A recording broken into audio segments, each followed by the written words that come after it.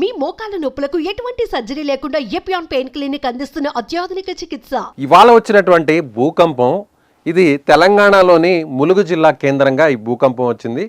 ఈ కేంద్రంగా చూసినట్లయితే దాని చుట్టుపక్కల దాదాపు 200 కిలోమీటర్ల పరిధి వరకు ఈ ప్రకంపనలు కనిపించాయి. అది ఎక్కడ ఏంటి అనేది మీకు డీటెయిల్గా ఒకసారి స్క్రీన్ మీద చూపించే ప్రయత్నం చేస్తాను. ఇది భూకంపం వచ్చినటువంటి ప్రాంతం తెలంగాణలో. ఇది కేంద్రం, అంటే ఇది ములుగు జిల్లా మేడారానికి సంబంధించినటువంటి ప్రాంతంలో వచ్చింది.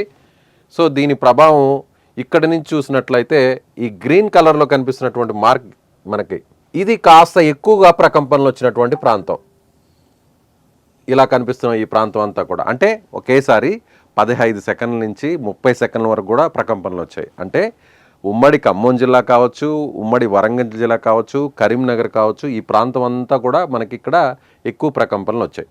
ఆ తర్వాత మనకి లైట్ గ్రీన్గా కనిపిస్తున్నటువంటి ప్రాంతం కొంత తీవ్రత ప్రకంపనలు వచ్చినటువంటి ప్రాంతం.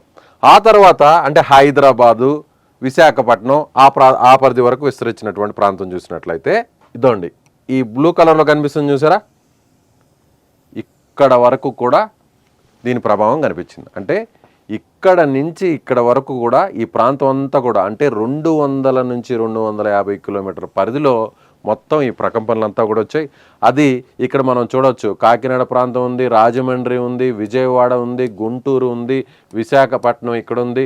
ఈ ప్రాంతం అంతా కూడా అరకు, ఈ ప్రాంతాలన్నీ కూడా ఇక్కడున్నాయి. సో గోదావరి జిల్లాలో వస్తాయి, కృష్ణా జిల్లా వస్తుంది, గుంటూరు జిల్లా వస్తుంది.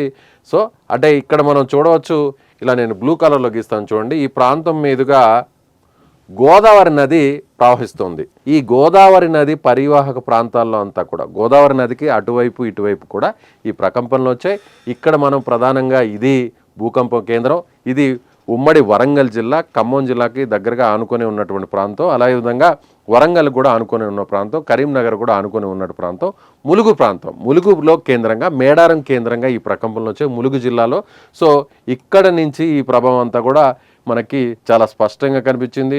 హైదరాబాద్ కూడా మనకి ఇక్కడ ఈ ప్రాంతంలోనే మనకి హైదరాబాద్ ఉంటుంది. సో ఇక్కడ కూడా వచ్చినటువంటి పరిస్థితి. అంటే దాని ప్రభావం భూకంప కేంద్రానికి 200 కిలోమీటర్ల పరిధిలో ఏ ప్రాంతాలు ఉన్నాయో అది తెలంగాణ కావచ్చు, ఏపీ కావచ్చు, ఇక్కడ మనం చూడొచ్చు ఛత్తీస్గఢ్ కూడా ఉంది, ఛత్తీస్గఢ్ కావచ్చు, అదేవిధంగా ఇటువైపు మహారాష్ట్ర కూడా ఉంది. మహారాష్ట్రలో, ఛత్తీస్గఢ్లో కూడా స్వల్పంగా ప్రకంపనలు వచ్చాయి. సో ఈ స్థాయిలో ఇప్పటి వరకు గత తెలంగాణలో చూసినట్లయితే గత 55 ఏళ్ల కిందట 1967లో ఈ స్థాయిలో 200 కిలోమీటర్ల పరిధిలో ములుగు జిల్లా ప్రాంతంలో ఇలా ప్రకంపనలు వచ్చాయనేది అధికారులు చెప్తున్నటువంటి మాట. దీనివల్ల ఎక్కడా కూడా పెద్దగా ఆస్తి నష్టం జరగలేదు, అదేవిధంగా ప్రాణ నష్టం కూడా జరగలేదు. కొన్ని చోట్ల మాత్రం ఇళ్లలో ఉన్నటువంటి వస్తువులు పడిపోయి, కొన్ని చోట్ల బాగా బలహీనంగా ఉన్నటువంటి కొన్ని గోడలు అయితే పడిపోయినటువంటి పరిస్థితి. ఎక్కడ కూడా ఎవరికి గాయాలు కానీ ఎలాంటి డ్యామేజెస్ అయితే ప్రస్తుతానికి అయితే జరగలేదు. కానీ ఉదయం పూట అందరూ నిద్ర లేచేటువంటి సమయం 7:27 అంటే అందరూ కూడా అప్పుడే కొంతమంది నిద్ర లేచి ఉంటారు, ఇంకా కొంతమంది నిద్ర కూడా లేకుండా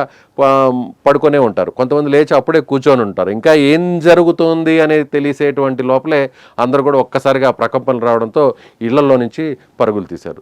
సో ఈ వీడియో చూస్తున్నటువంటి మీరు ఏ ప్రాంతానికి సంబంధించిన వారు, మీ ప్రాంతంలో ప్రకంపనలు ఎంతసేపు వచ్చాయి, ఎన్ని సెకండ్లు వచ్చాయో కింద కామెంట్ బాక్స్లో మీ అభిప్రాయాన్ని మీరు చేయండి.